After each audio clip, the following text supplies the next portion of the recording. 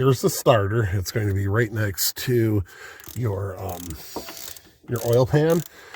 It's connected to the bell housing on the transmission. It looks like that's going to be I believe it's a 5/8.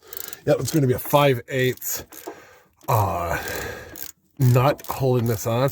Then there's going to be another one up around the top side of it.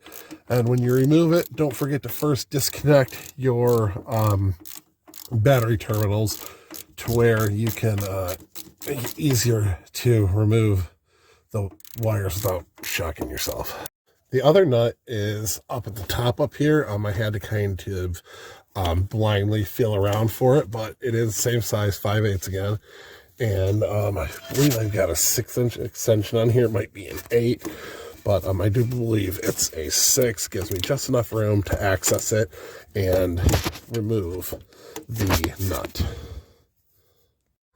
When removing the starter, the main power cord is held on by a 13 millimeter nut. You're going to need most likely a deep well socket. A regular socket could work, but it barely fits on there, so I'd use a deep well.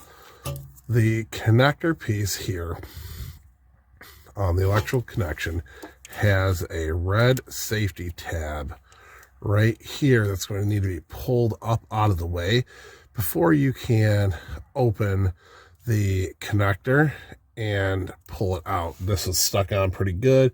Took a while to get out, but we finally got her. And you're going to push down on the connector, not pull up. You want to push it down towards its base.